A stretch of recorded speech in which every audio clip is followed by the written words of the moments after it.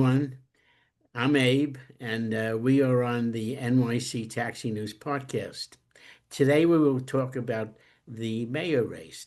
Who will be our next mayor? Who will do the best for our taxi business? I'm here with Carolyn and Dawood. We will try to analyze Andrew Cuomo, Zohran Mamdani, and Curtis Sliwa. Dawood wrote in his latest auto marketplace that yellow medallion taxis are bouncing back. The medallion value has gone up 15% just recently. So, Carolyn, you can go first. And what do you know? Okay, thanks, Abe. As far as the mayoralty, which is what we're pretty much going to discuss today, over 1.1 million people, or 30% of eligible primary voters, have already voted in the primary. That's a pretty high number. Mamdani got 470,000 on the first round, or 5% of the population of New York. I think by the fifth round, I think he was up to 500, maybe 60,000 votes. According to the latest polling, Mamdani wins. His platform consists of free buses, leading to fewer taxi trips. Yes, he actually did say that during the last debate, fewer taxi trips. I'm sure he bit his tongue after he said it, if he even realized what he said. What else does he want? A rent freeze on rent-stabilized apartments, closing Rikers, free child care, government-run grocery stores, one in each borough, I believe, relatively modest. Housing the homeless in the empty stores on the subway has been suggested, more street vendors, and he's not exactly tough on crime, to put it mildly. So far, turnout is heavy in early voting, whereas there was high turnout among younger and new voters in the primary. So far in early voting, older people are turning out in the general election. So the first question is, why is this happening? What is the appeal of Mamdani, a 34-year-old Indian Muslim democratic socialist from Uganda who's never had a real job, missed 80% of the votes in the New York State Assembly? He's an assembly person, and who has only been a citizen since 2018.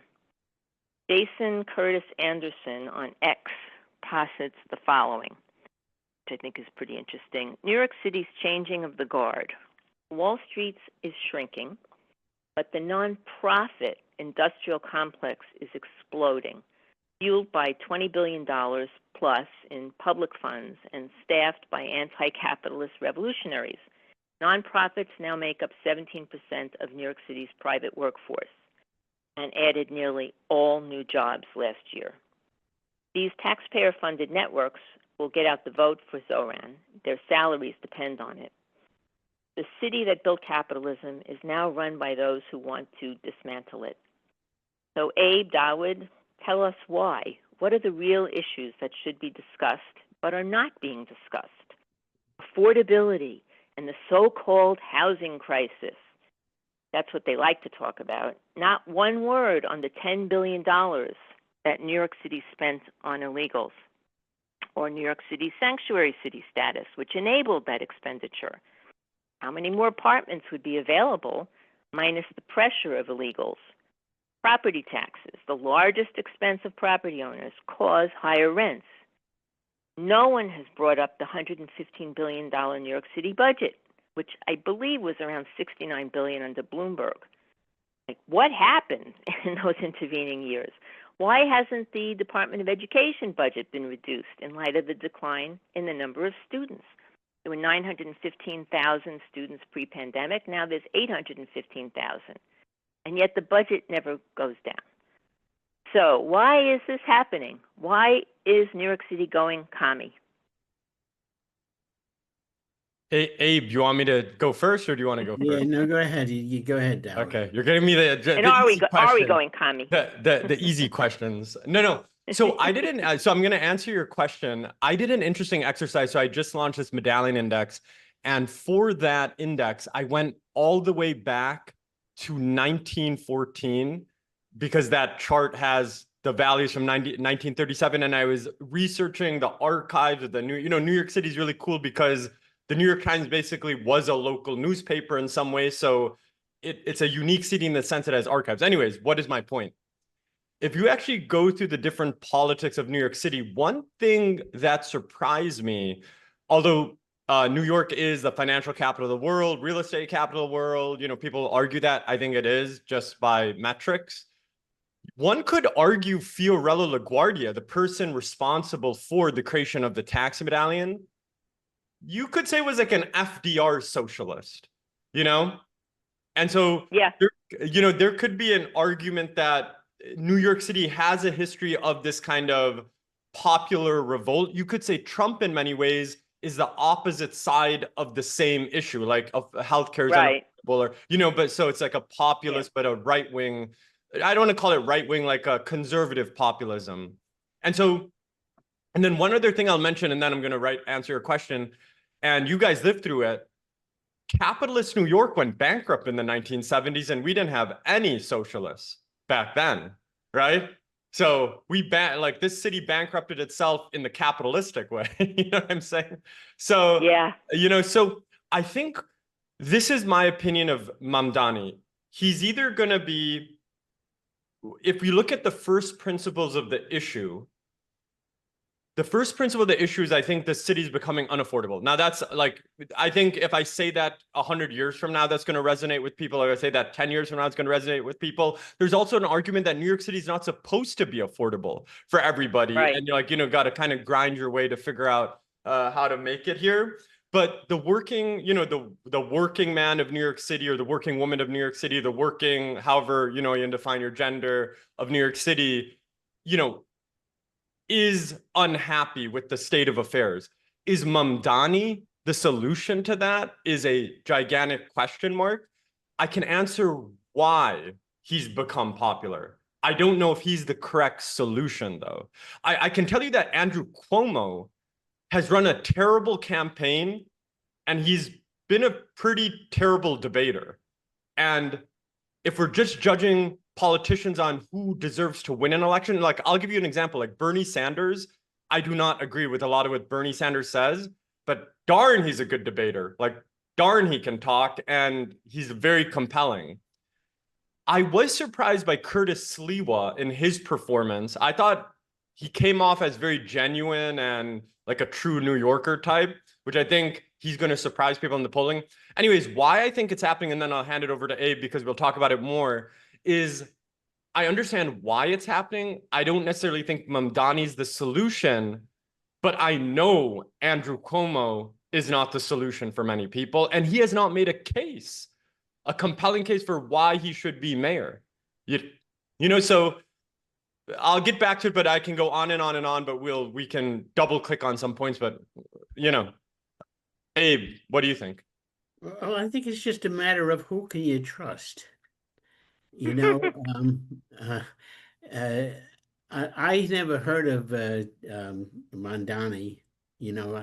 I did do a little reading about him, not much, but he was with the what's her name, Beta V's gang. Okay. Well, those guys. The Taxi Workers Alliance. Taxi Workers Alliance. They're good people. I'm just joking around here, and he went for helping the medallions during that point, when they were on strike, on hunger strikes. Okay. And if he helps the medallions, I don't think it matters if he's a socialist or anything else. Okay, I don't even know what a socialist is. Okay, I mean, well, I'll tell you one thing that they Yeah. don't like: yeah, rentier capitalism. And what medallion owners are rentier capitalists. In other words, they're a middleman. They have that resource, that license, and then they rent it out to others as a price of other people, enabling them to have a job. That's one thing that Marxists, that people on the far left, hate. They absolutely hate that. So I'm just throwing that in there. I don't know if anybody's They never ask him any intelligent questions. They never ask him like, hey, Zohran, how many for-hire vehicles do we need on the street so that the guys who are out there working can actually make a living? Do you think that might be a problem, 115,000 for-hire vehicles? Nobody asks them questions like that. Well, if he does something to get some of those cars off the street, then I'm for him. But you don't know what they're going to do. You really don't know what they're going to do. All you know is what they're saying so that they can get elected. And that's why I trust Curtis Sliwa, because he's been around for 50 years helping people in New York. Okay. And we know who he is. Okay. We know who Cuomo is. He's a little cuckoo. Okay. He lost his job as governor. If he was smart enough, he could have been president. But no, now he's going back. He wants to start as New York City mayor. That's not the job for him. Okay. I mean, I think like you're never gonna know people till you know them. And, like just by definition of getting to know people, like, Andrew Cuomo is known because his dad was governor, but Mario Cuomo at one point was an unknown. I do think, so I want to address what Carolyn said about medallions. The medallion system is that system if it's not owned by the drivers. So back in 1937, when the Haas were created, I've just researched this so much. There was a rule that 42% of medallions were to independent owners and, 58% were to corporate owners. So there's a balance, between, I think right now, I think in America and in New York City, what we have to wrap our heads around is we are currently living in a form of hybrid capitalism. I think sometimes people here think we're living in this laissez-faire, we have Medicare, we have Social Security. That's what I'm talking about, like FDR. So America today has a lot of remnants of what many people call, Warren Buffett's father, very famously. I'm a big, as many people in the investment community are, fan of Warren Buffett's. And he said, in Nebraska, his dad was a congressman. A lot of people don't know that, Republican congressman.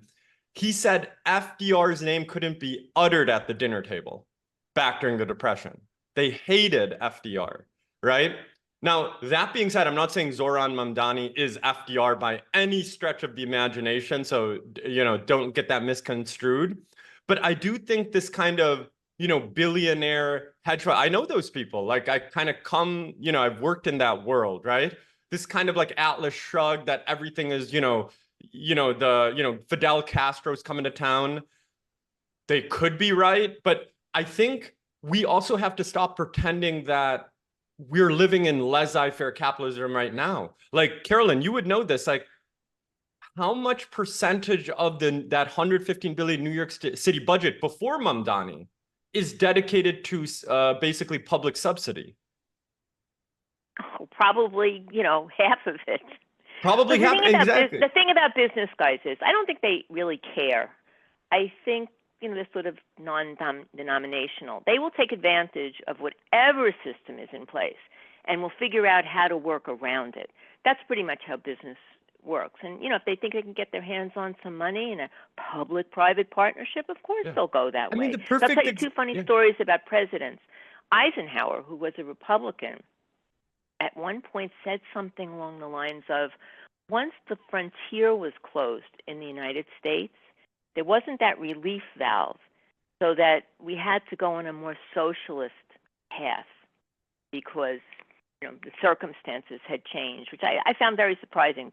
Somebody like Eisenhower would have said that. And then also during the Depression, when FDR was president, this is just an example of how powerful and how petty a president can be. Robert Moses, we all know, directed all transportation policy in the city for many years. He said something uncomplimentary about Eleanor Roosevelt, FDR's wife, about her appearance. FDR, at the height of the Depression, when a third of people were waiting on bread lines, didn't have jobs, and were starving, he cut New York City off from federal funding because he was so pissed off at Robert Moses. So Mamdani and the council and the governor don't forget how powerful a president is, whether you like him or you don't like him. He can do things that you haven't even thought of to this city. So you better figure out a way, to like massage Trump's ego and do whatever you have to do. I think this election is a fail. Like the fact that New York City has these three people to choose from is ridiculous, in my opinion. Yeah. This is ridiculous that these are the three people we have to choose from. Yeah, it's like they threw us away, So what I'm saying is that if we're just a referee in this, right? Let's say who has earned this win? If we're just being referees, who has earned this win? Who has earned, who has actually, it's like AOC when she disrupted. Curtis Sliwa earned it. There can be an argument for Curtis Sliwa. I have to say something that surprised me about him is I think they try to buy him off. I really do. I think they said, take X amount of money and get out of this race. And he didn't do it. And for that, I think he really showed his true colors. And I respect that. I honestly do. That's a big thing. It's very obvious that's what he did. This is a man that 40 years ago or so, he woke up one morning and said, you know something, I'm going to get some of my friends together and we're going to stop the crime on the subways. He didn't ask for one penny, to do that. And he's been doing it ever since. No, all right, not to rain on your parade, but during the debate, I think it was Cuomo brought something up, which I don't know if it's true or not. He said that Curtis has been collecting money from people for his organization for 40 years, and he hasn't ever declared it on a tax return. I don't know if that's true. Curtis didn't respond, and they didn't pursue it. But, I don't know. I don't know what the situation is with his But how is Curtis living? I don't know this. How is Curtis? The easiest sense check for that is how is Curtis Sliwa living? Is he living in a McMansion? Oh, absolutely. He's not living the high life. Absolutely not. I think he lives in a small apartment with his wife and, 25 cats. A lot of cats. I think this is what Andrew Cuomo, I was kind of hopeful for Andrew Cuomo as this podcast. I was like, Cuomo will bring some stability. He has shown himself to be incompetent. He cannot debate. He doesn't have any new arguments. Every time he speaks, he gets less popular, I have a feeling. He doesn't seem, he seems as much as, Mamdani, by the way, let's be real about Mamdani. He didn't grow up in the slums of the Bronx. His mother is a, Academy Award nominated director. She's a very good director. I've enjoyed her movies.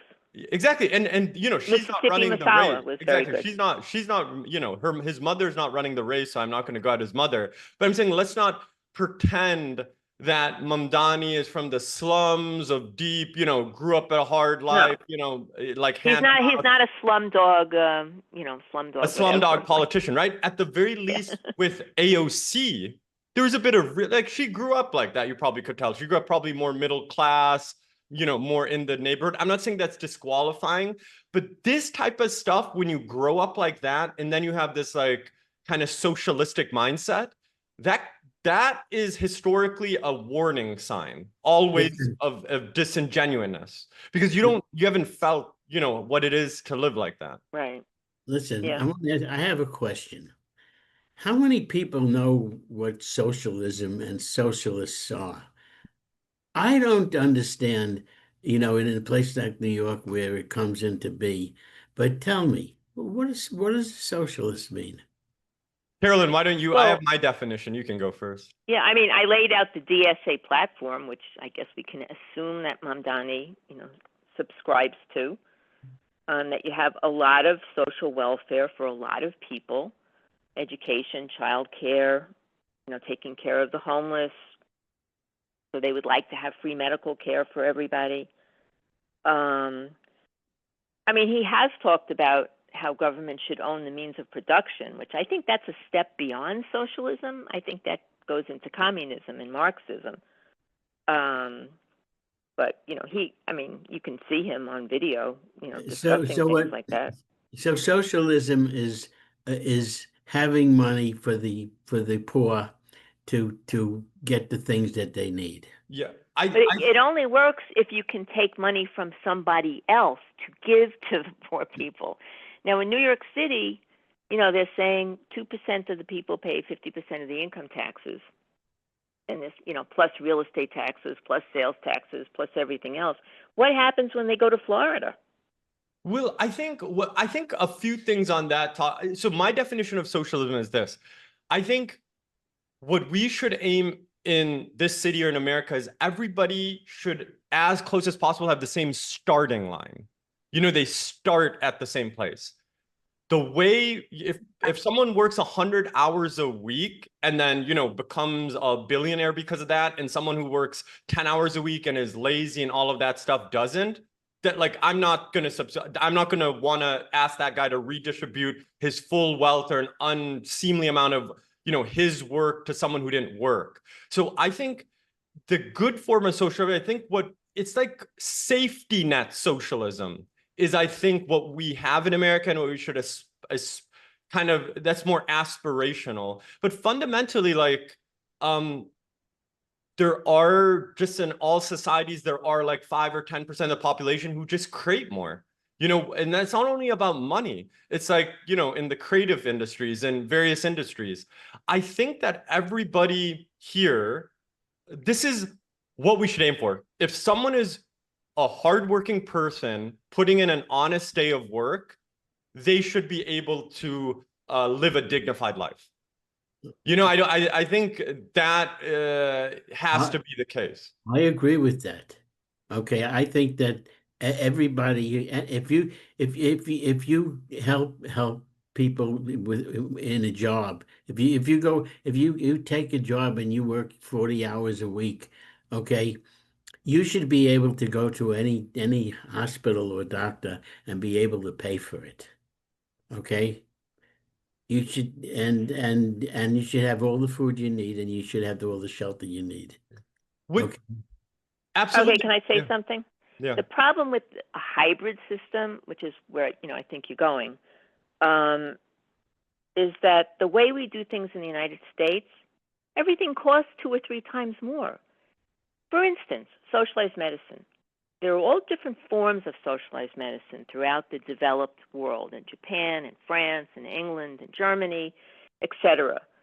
And in each of those countries, they have better outcomes, people live longer, and they have lower infant mortality. Interestingly, the same is true of Cuba. They have lower infant mortality, higher literacy, and a longer lifespan than we do. And they have nothing in Cuba, right?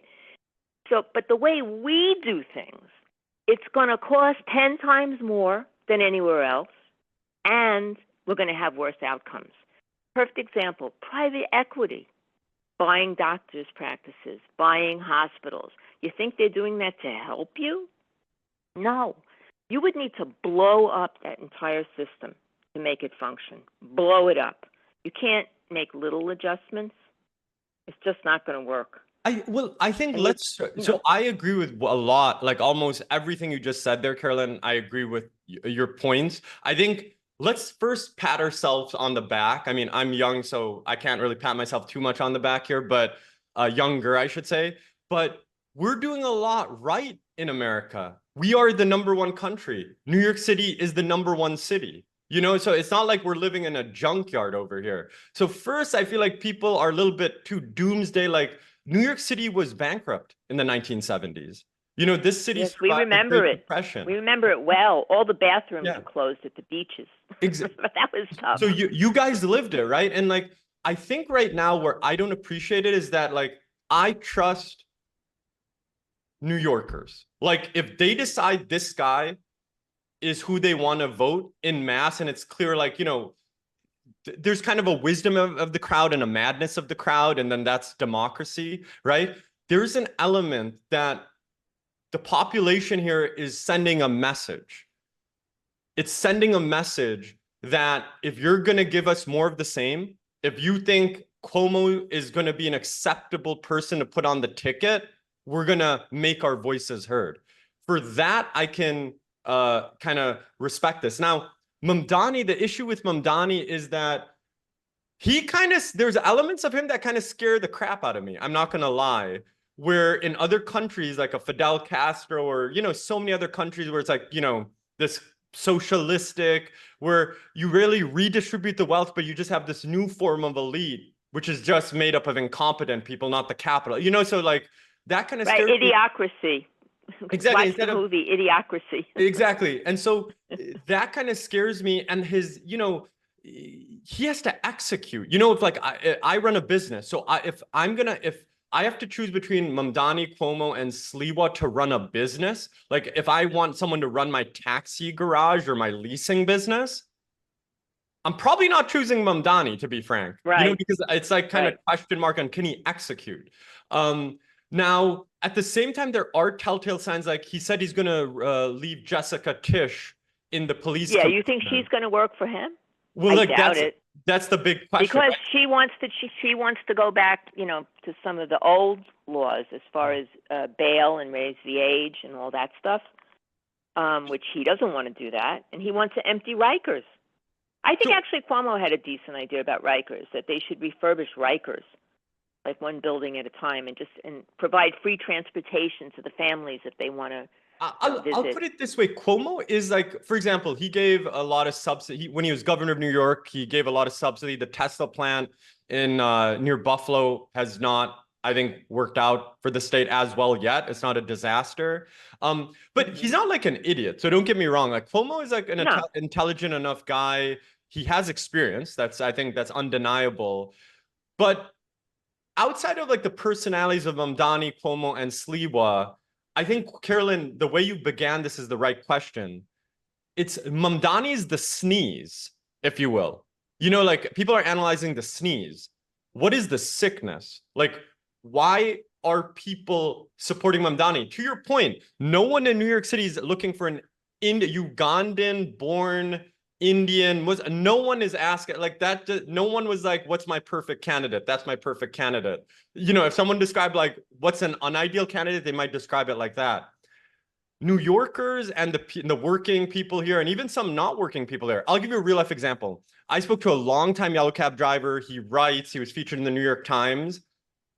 Like, just like you guys, like hardcore New Yorker, probably grandparents came from Italy or something like that. He's like, I'm voting for Mamdani. I was shocked. He just proactively mentioned it to me. I'm like, oh, why? He's like, I dropped this guy off in this doorman building, the Upper East Side. He's like, you know what his maintenance is? His maintenance is $10,000 a month. His maintenance is that. He's like, and I just got a new congestion fee I got to pay, right? So in terms of tax, you know what I'm saying? Like that kind of mentality. So I think his base is much more broader than people understand and for different reasons. So my question to you guys is, you know, you guys are, you know, true New Yorkers. What are New Yorkers trying to tell us with Mamdani? Like, what is the message they're trying to send? Well, that they like you said, they don't like the present way things are done. They're very, very unhappy. And, you know, you can reach for him easily, because he represents some kind of change. You don't know exactly what's going to happen, but it's not going to be probably like, you know, what's been happening for the last 10 or 20 years. Yeah, it's interesting. Bloomberg's been supporting Cuomo. Pretty sure I read that somewhere. I was curious to see who he was supporting. Let me just say one quote from Cuomo before I lose it. This is from 2018, and it's regarding medallions. They were talking about capping, you know, the number of rideshare cars in 2018. So Cuomo said, quote, "You can't have it both ways. You can't say I charged $1 million for a yellow cab medallion and I sold a franchise to work in the city, and now I have an unlimited number of Ubers that have the same franchise and paid nothing. If that's your problem, that's how you solve it. Reduce the number of Ubers. If you reduce the number of Ubers, you would have reduced congestion." Can't argue with anything there. When did he say that? Just thought I'd throw that in. When did he say that? He said that 2018 in the Daily News. They were about to put a cap on Uber, and he went running down to the city council and telling people not to do it. Who is? Well, yeah, it's a perfect example of, you know, don't listen to what they say. But what I'm saying is, who is New York State? It's not. I got to be fair to Andrew Cuomo. Like was the New York State governor. He had only so much control over New York City politics at that time. But he was. I have to remember the years he was governor. But It was definitely during the rise of Uber, I'm pretty sure. Yeah, yeah.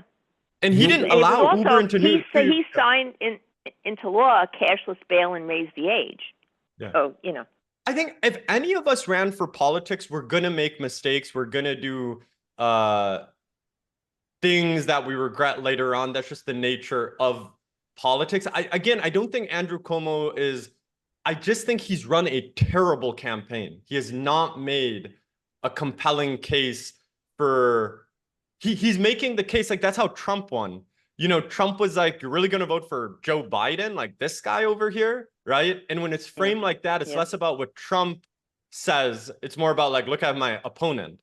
And I think with Mamdani, there's a similar aspect to it where it's like, really, you're going to vote for Cuomo? I think that's why Sliwa is taking he's going to take like 10, 15% plus here. Yeah. You know what should have happened?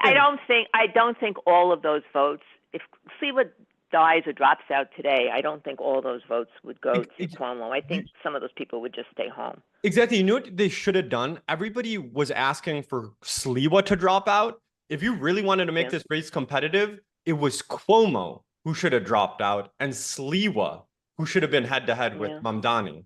That could have been an interesting race. Do you think that Sliwa made a mistake by running as a Democrat?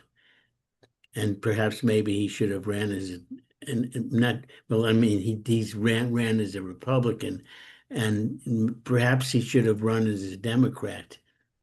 He wouldn't have won the primary because the Democratic primary voter base is that they would never vote for. He wouldn't get that ticket. Andrew Cuomo couldn't get the primary vote. Right. Because the people who vote in the primaries are kind of towards the left side of the spectrum in New York City.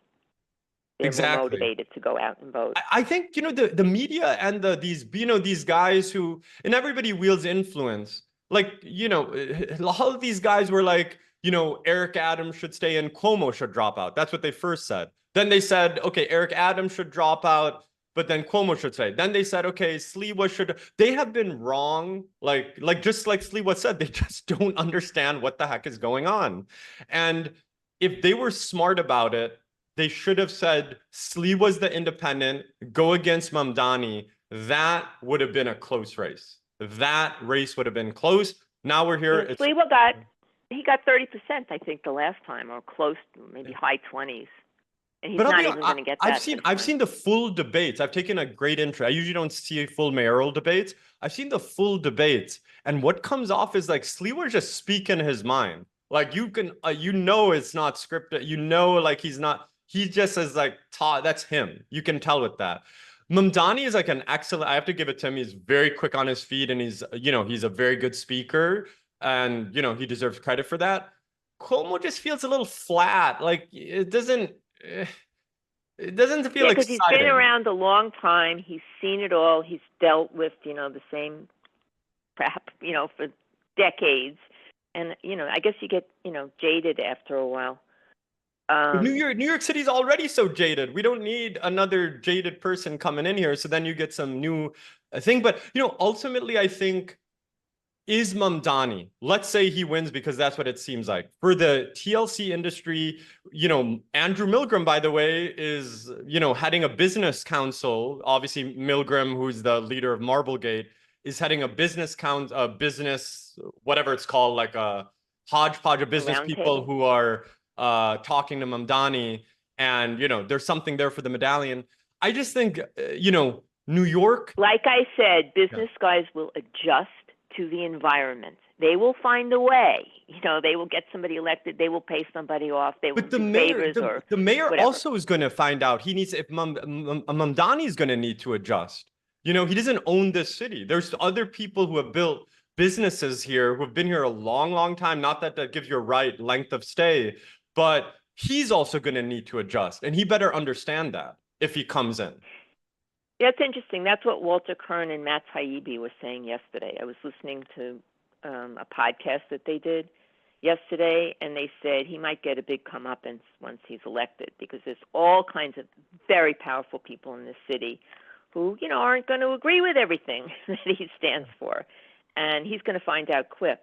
But, we should go on to our next topic of who Mamdani is beholden to, okay? So let's follow the money.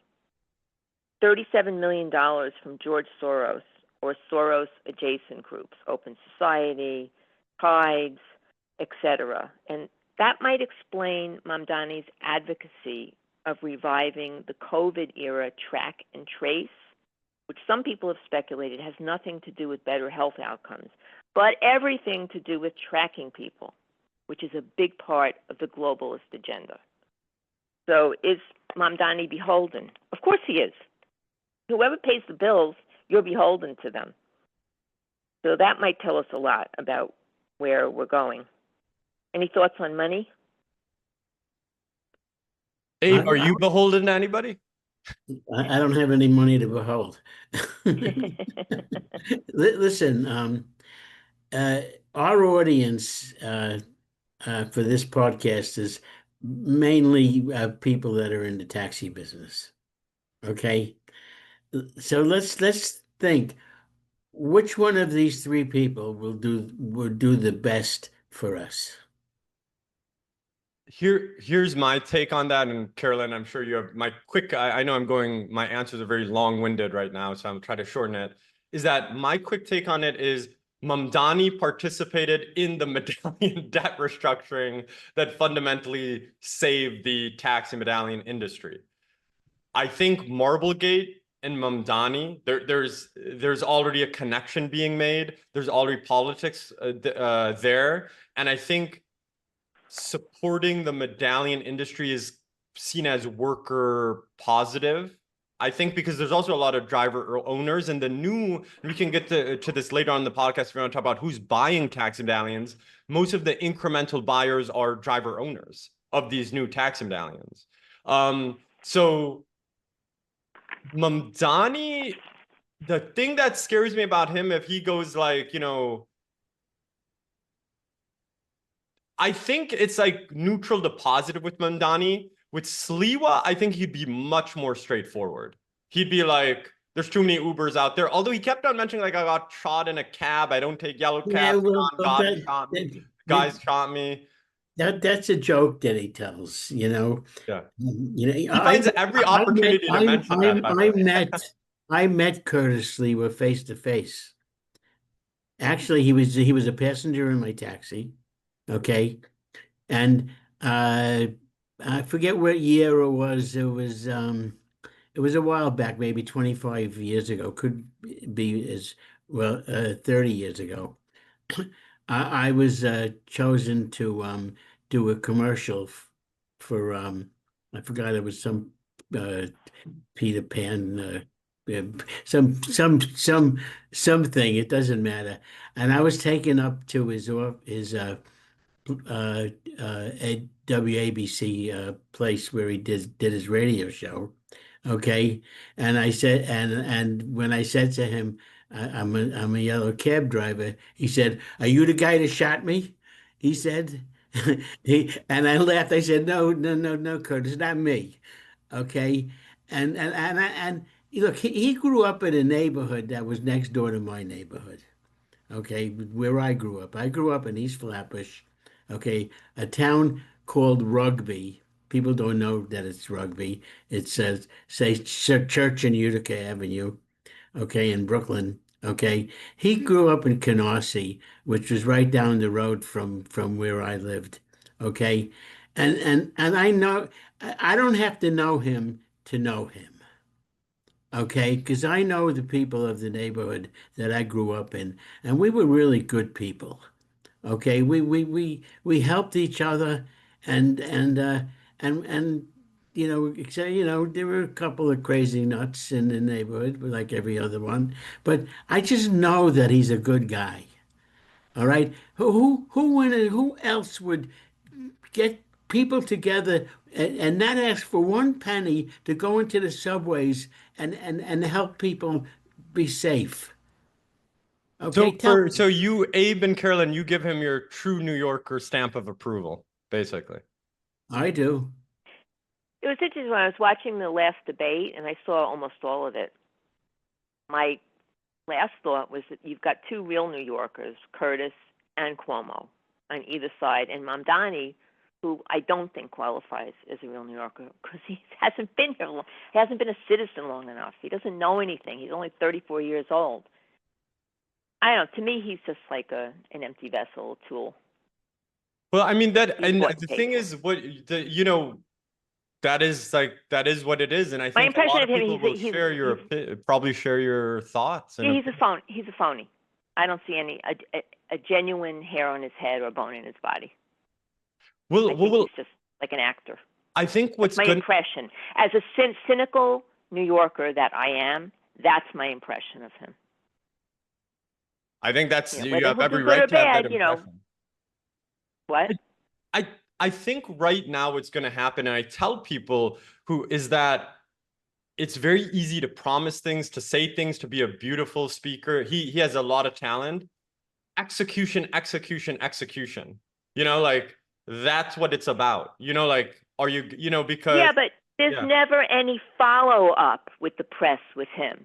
I mean, you ask a question, he answers, and then you go on to the next question. No, you have to delve deeper. You have to make him expand on things like, well, you're worried about affordability and, rent prices. Well, most of the component of the rent is property taxes. Where is that money going in this city? It's going to some places that it should not be going to. Let me just so any of the Mamdani fans who are listening to the podcast will, to be balanced about it. Let's say Mamdani is not even in the picture. Let's take a snapshot of New York City and New York State today. The MTA is what? Who the heck knows where the money is at the MTA right now? Who the heck knows? Oh, wait, not only that, what happened yesterday? They're issuing another set of muni bonds against the MTA, and it's against future revenues from fares. That's like part of the covenant of the bond. But he's going to have free buses. So where does the income come from to pay the bondholders? Where? That's going to come from taxpayers. Well, on the free, like I was talking to someone who supported Mamdani about this. I'm like, okay, because a lot of people also, I think when you're in the taxi and TLC industry, the guts of how New York City functions. Like I'm covering all the city council hearings, all the TLC hearings. The buses are already free because nobody's paying. Well, you hit the nail on the head. If you tell that's $700 or $800 million right there a year. Right there, exactly. So it's kind of like, what are we talking about free? It's like, let's first. I'm very like fiscally with you on that, where it's like we need to balance the books because you guys also live through a New York City bankruptcy, so it's not even hypothetical. Well, by law. They have to balance the books in New York. They're not allowed to run deficits in New York City. And that's why we still even have a financial control board. New York City is not sovereign because after that crisis, they formed the financial control board, and that still exists. And New York City has to live by certain rules, although I guess they keep trying to get around them. And by the way, Carolyn, on your point about the medallions, like, these people are like, oh, this is like, whatever, crony capitalism, like a regulatory. Rentier capitalism. Okay. That's a no-no with Marxists, a real no-no. Will the city, the city, correct me if I'm wrong, based on my recent, I did a deep dive into this, they raised hundreds of millions of dollars from medallion auctions in 2004, no, billions. 2012. Billions, right? So, it's also like an asset of the city. There can't be infinity cars.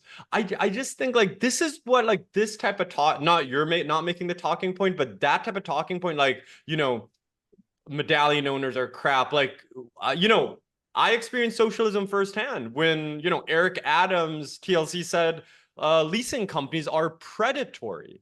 Yeah, I'm barely making 5% on the business here. COVID almost eliminated it, and we're predatory? Like, what the heck is this about? Is to advance their EV plate agenda. So, it's kind of like that scares me a little bit. I'm not gonna lie about it, that this kind of like these promises, and it's very easy to make promises, very hard to deliver on them. At the same time, I do think Cuomo at least has run a terrible campaign. He has not run a good campaign. He should have won the primary. He let that slip. And Sliwa made a good point, like, heck, you can't even win a Democratic primary. You respect, like, it's just, he was the wrong candidate. It's like he was just obviously the wrong candidate. Doesn't mean he's a bad human being. and I don't know about the accusations and everything, so I don't know the details of what happened, but he just ran a bad campaign. Just like Joe Biden shouldn't Yeah, have been the nominee, and they should have replaced him yeah, the year yeah. prior. Well, there's a group of people, some people refer to it as the high table. It's sort of above the deep state that are kind of, they're positing this theory that they're sort of directing things, and maybe they don't really care. You know, they have certain outcomes that they want, but they don't really care who's, you know, technically elected to this, that, or the other thing, because things are going to go just the way they want them to go anyway. But, I mean, we have to say one thing, that if Mamdani is elected, Republicans are just going to love it. Assuming that things don't go well, it gives them something to run against every single day. I'll say end to it. I'll say one thing. I said, like, right now, the thing we're not talking about is this economy. I don't know if you saw that Amazon is cutting. I saw it. They're laying off 20 or 30,000 people, white collar. Exactly. And the job market is pretty tough, especially for young people. Yeah. Surprise, surprise, you know, who's voting. Yeah. I think if the economy goes bad, Republicans better, I mean, it's not going to be an easy time for them, because if they're going to be corporate bailouts and financial support, the population is not going to be happy with that. So I think the one kind of boogeyman in the background that no one talks about is kind of, what if the economy weakens? Like, you know, how does that play out in politics? Because that's what a lot of people forgot. You know, Obama, he got elected in November 2008. The backdrop to his barely win the first term was we were in the midst of a financial calamity that people thought was going to bring on the Great Depression. You know, that kind of probably pushed him over the edge over McCain. Now, he won the second term fair and square, like without any calamity. But, you know, a lot of people forget, like, the economy is like not insanely strong. The stock market's very strong, but I have my doubts about how strong the economy is, but I just wanted to throw that in there. Yeah, and as far as workers, it's only going to get worse and worse as there's more and more automation. I mean, first, they've created this whole class of very poor people that they have to throw a few crumbs at now and then, you know, to keep them from starting a revolution. But pretty soon, and, you know, and those people are used, you know, as servants. I mean, I've heard, you know, like people in my neighborhood, younger people talking about how wonderful it is that you have this servant class just waiting on you, hand and foot, delivering all kinds of things day and night, never have to leave your apartment. It's just great. I'll tell you a funny. You won't even need those people, you know, pretty soon. I'll tell you a funny story. You know, John Rocker, the pitcher. No. From the Atlanta Braves, like in the 90s, he rode the subways, like, I hate New York City or something like that. He was very controversial. So recently he's like, I wish there was an Uber option that was American only, that I call Uber and I get an American, right? And, you know, people are like, yeah, outrage, all of that stuff, which I understand. But I was just thinking about that. Like, if you put that option in New York City, like, I think only 5 to 10% of, correct me if I'm wrong, TLC drivers in New York City are American born, if I'm not. Right. Well, as more American borns get laid off, you know, you may see them in taxis and Ubers. That's when you know a real recession is coming. I don't take cabs that often, but the last time I took a cab, you know, I was in Manhattan. I was going somewhere in Manhattan, and, you know, we do have a grid system. It's not that complicated. And I told the guy where I was going, and he handed me his cell phone, and he said, type it in. And I said, yeah, but I'm going to, I don't know, 23rd and Broadway or wherever I was going. I said, yeah, you know, just go there.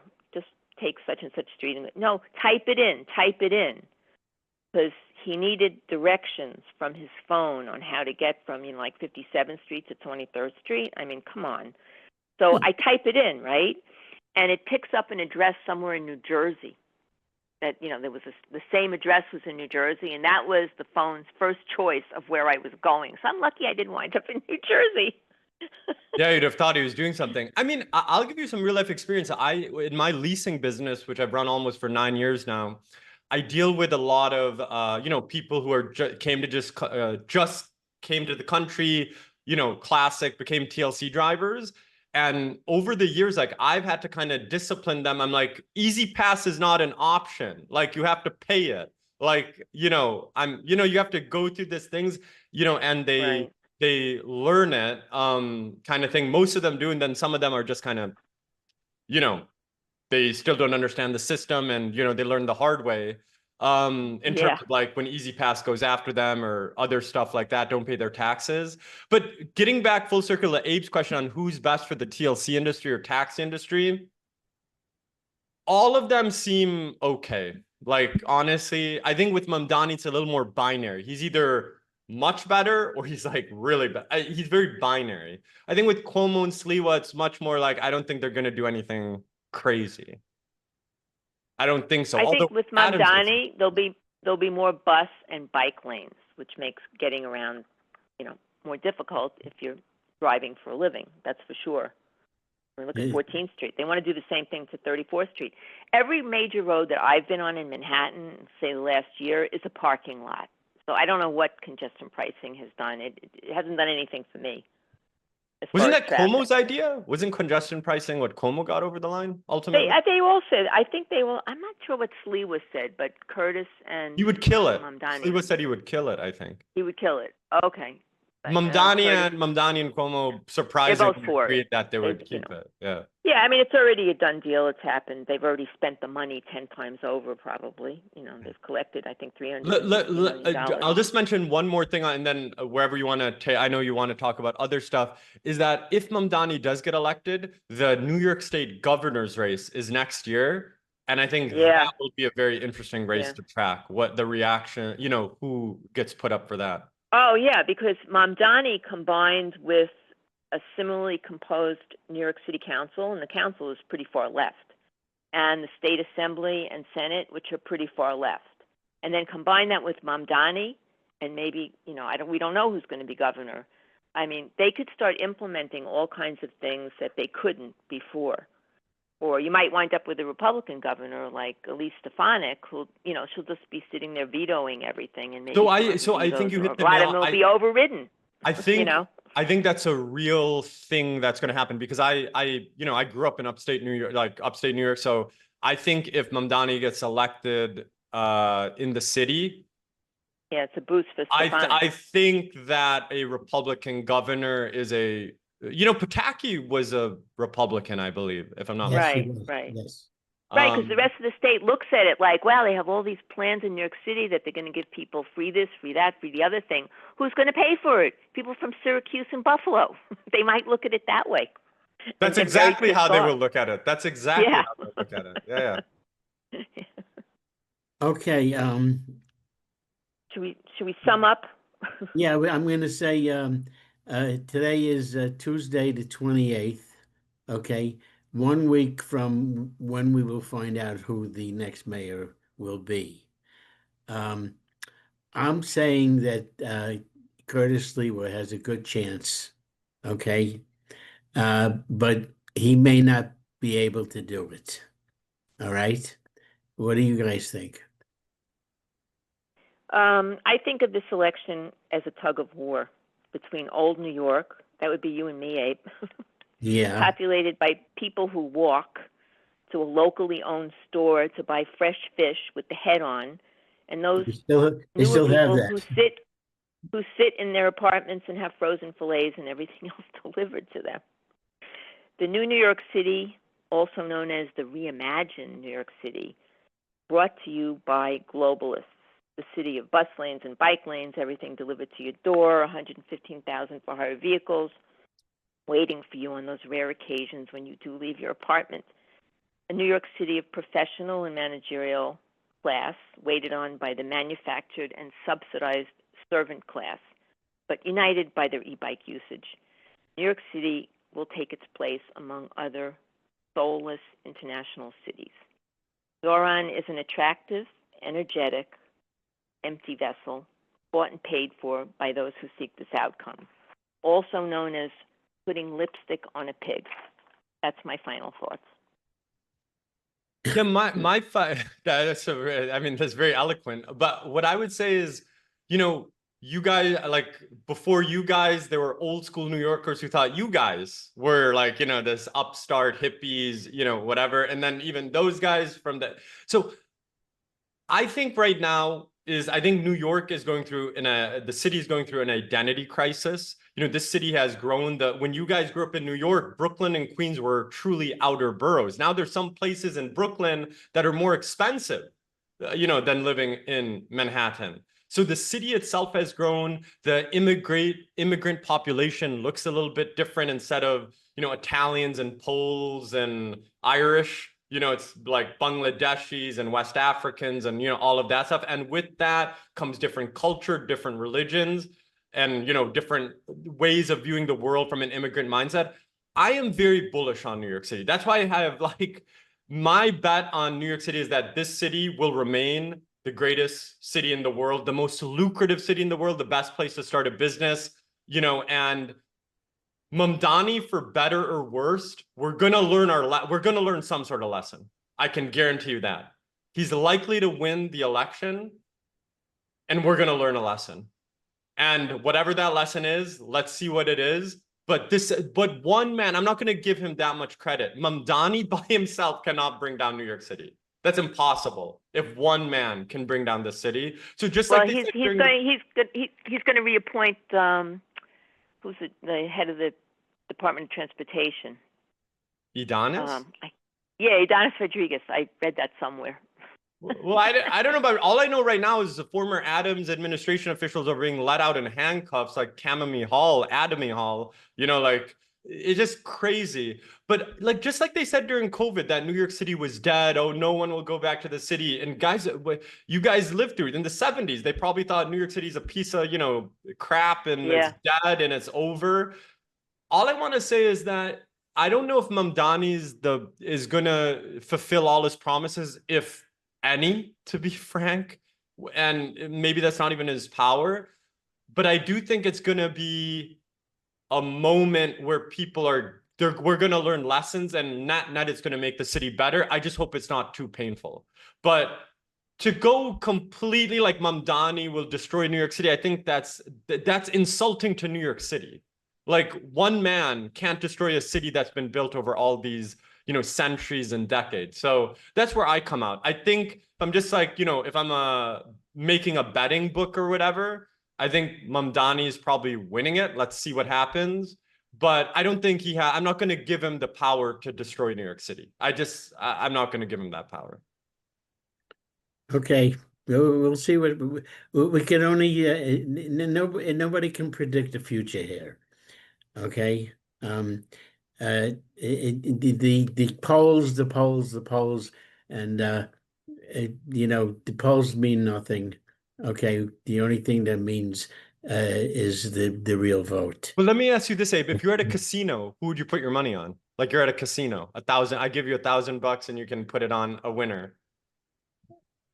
From what I've been hearing, I'd have to make a bet on Mamdani, right?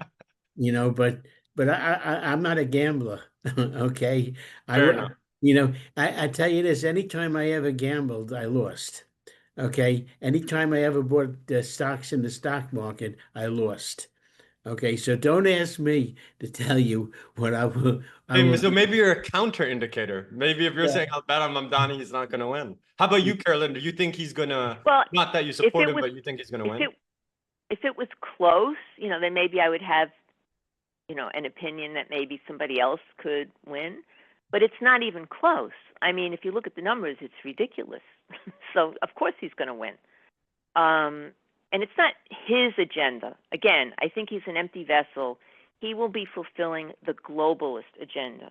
New York City will find its place within the globalist system and that whole agenda of everything that they want done. Everybody tracked and traced and vaccinated, and, you know, everything is electric, and, you know, 15-minute cities, and, you know, the whole agenda.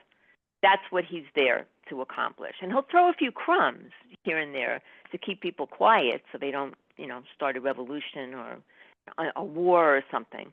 But, you know, that's basically what he's there for. And I'll end with one last thing in Russian because I think it's appropriate. Uje pachnut laden. That means the incense is already burning, meaning we're at a funeral. And then maybe New York City will be in a new form at the end of this upheaval. I guess it'll still exist, but it's not going to be anything that we recognize as New York City of today. I just want to ask both of you one last question, because I think it's more interesting to hear from you guys than me on this. And I know we have a couple more minutes and we'll still be below an hour.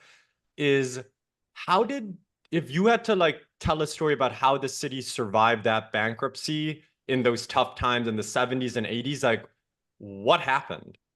Like how did it get out of that? Okay, because there was a local elite that were like real New Yorkers who actually cared about the city, invested in the city, just emotionally, spiritually, financially, family-wise, and they did not want to see the city go under. People like Richard Ravitch, and those guys have brains and they have connections, and they, managed to put together plans to save the city. And luckily, thank God they did that. But I don't know I think we've discussed this before. I don't know if we still have that. Although Jamie Dimon did say, he had a meeting with Mamdani. At the end of it, he said, call me if you need me. Although the majority of his employees are in Texas now. They're not even in New York anymore. So, they voted with their feet. But like money and people can go anywhere, right? You could be living in Dubai or, living in Hawaii or, some you don't have to be here anymore. And I don't think they have the kind of ties to the city that the elite had in the 70s, where they literally brought the city back to life. I don't think they're, it's a different population of people now. No, that's interesting. That's definitely interesting to hear. Abe, what's your take? Well, whatever it is, it is. Okay. Like I said, I can't tell you who's going to win this race, but Mamdani is, No, I'm saying in terms of like how New York got out of the bankruptcy. You drove through it, the 70s and 80s and 90s. I didn't pay a lot. What year was that? I think, Carolyn, wasn't it like 1975 or something like that? Yeah. In 1975, I was driving a taxi. Okay, and I was making money. Okay, and that's all I cared about. Okay. I mean, I knew I had no control over the city. So you weren't tracking who was mayor or anything like that at that time? It was No, I'm not trying to quiz you, but it wasn't on your mind at that time. It wasn't on my mind in 1975. I was just out of the Army a couple of years. Okay, I was in the U.S. Army 1968 through 1970. I started driving a taxi in late 1970, and I liked the job. I loved the job of driving a taxi. Okay. Why? Because I could be in a car and not have to listen to anybody except my passenger. Okay. All right. I didn't after spending 2 years in the U.S. Army following orders a day and night every hour of the day. I didn't want to take orders from anybody anymore. Okay. And look, driving in New York City taxi is a great thing. Okay. It was 1976 when I got involved with a medallion. Okay. And that's a story by itself. All right. And I knew then that I was going to be a taxi driver for a long time. So I guess my thing is like throughout all those years, and I know we're approaching an hour now, throughout all those years, the 70s, the 80s, you just were not like, you were just like, yep, that part of the city's dangerous. That's not working. The city's bankrupt. That's a piece that like, don't go to that neighborhood. You were just heads down working, basically. I never refused a fare from anybody. Okay. The only time I may have refused a fare was if I had a personal problem, like having to go to the bathroom or something like that. I remember this guy one time. I put on my off-duty sign because I had to get out of the car. Okay, and this guy came to the car, and he starts tugging at the door, right? Look, it was very busy for the yellow taxis. Okay, and I said to him, "Can you read the sign?" And may I do this? He said, "Read this." He said, and I started to laugh, and I knew what he felt, how he felt, and look, I just love driving a taxi, and I got involved now with the NYC Taxi News because after all the years that I drove and I retired, I still want to do something. I still want to be part of the business in one way or another. Okay. And what more can I say? And I'm doing that now. I'm paying more attention to this thing because of what they did to my yellow taxi, the value of it, which I pretty much depended on, in retirement, that I would have a good a retirement fund. And I still own that medallion, and I don't have a retirement fund, but I managed to get money another way. Okay, and I'm just able to support myself, and all of the other people that were in the same situation as me. I don't know what happened to them. What did they do? Okay, they lost their business that was going to support them, and it would be great to hear from some of those people. Okay, and, because here it is. It was 2014 when the shit hit the fan. Okay, so to speak. Okay, and that's now 12 years ago, right? 13 years ago. Yeah, 11 going on 12 years. Yeah. Yeah, right. And uh, you know, some, there were suicides, you know, people that committed suicide at the time because they didn't know what they were going to do, and the easiest way out was to kill themselves. No, I will never kill myself. If I have to drive a taxi somewhere else, I will. I'm close to 80 years old now, getting closer. I think Okay. this, it's amazing that I think, as we talk about Mamdani and all these politics, and then Carolyn, you lived this as well. Like, when mayors make bad decisions, Bloomberg was mayor at that time, and he's a smart guy. He's also, it doesn't matter if he's wealthy, but he's a smart guy, whatever. But you're a perfect example now. Hopefully, I think medallions are recovering, as I recently covered. I think the value is going to go up now.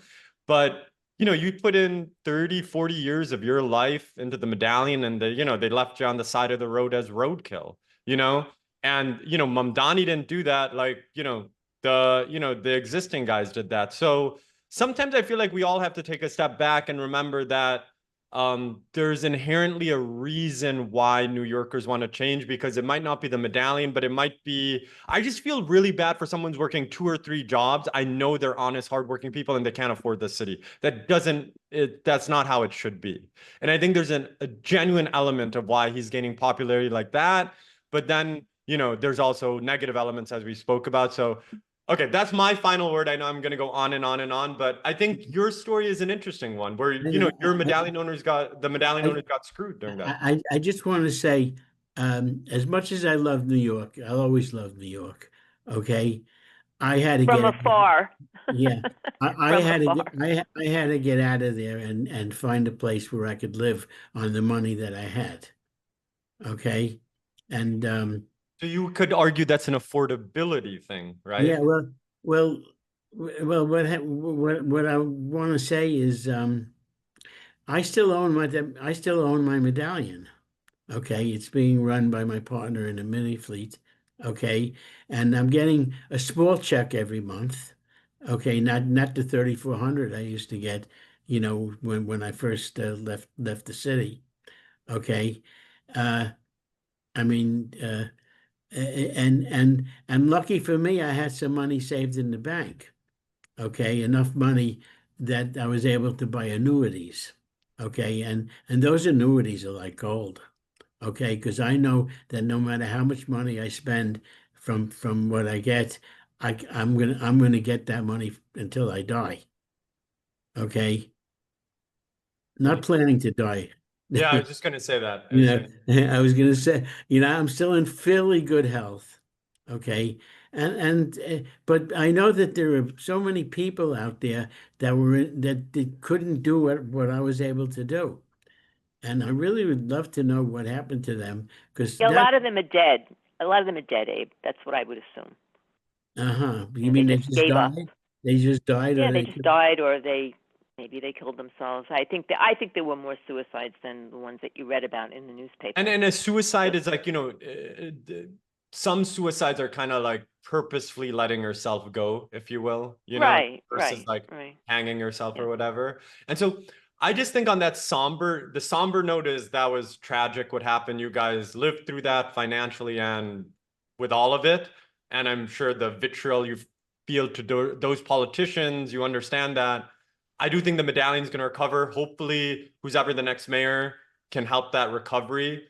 But I think yours is an interesting story. Both of yours guys were, the political class of New York City. They made you guys a promise in many ways, and then they did not keep that promise. And, look what happened. I'd Lesson learned that don't assume that your opponent is rational. Because there's a lot of very smart medallion owners, and they always said stuff like, "Well, the city is never going to go against its own interests and destroy this golden goose that's producing billions of dollars that enabled Bloomberg to close the budget gaps more than once." Don't assume that the other side is rational, because sometimes they're not. I want to say that I've written 2 books and one cartoon book is 3 books. Okay, and the you could buy them uh, on go to the homepage of NYC Taxi News and just click on it and you can get one of my books for $2.99. You can get all of them for $1.50. Okay, called ebooks where you could just watch it on your phone. Okay, read it on your phone or on your laptop.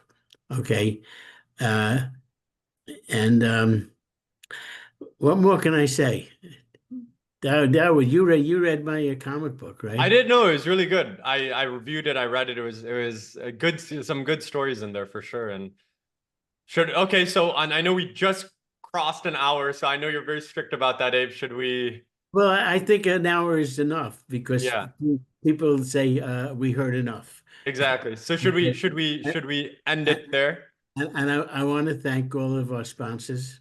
Okay, all right, and I want to thank everybody for listening to our podcasts. Okay, and when's our next podcast? What do you think? It's up to Carolyn's the boss. We it's whenever Carolyn's she the wants to boss? do it. Okay, well, maybe somewhere around New Year. Okay, Bef Well, okay. hopefully we still have a city. No, I'm just kidding. Because by then we'll know who won the mayor's race and are they any good for us or not. All right. So Yeah. so Dawood, thank you for doing this with us. And No, thank you for having me. Carolyn, thank you for being part of this all the And time. thank you, Abe, for organizing all this. Yeah. Okay. So bye, everyone. Bye now. Okay. Bye, guys.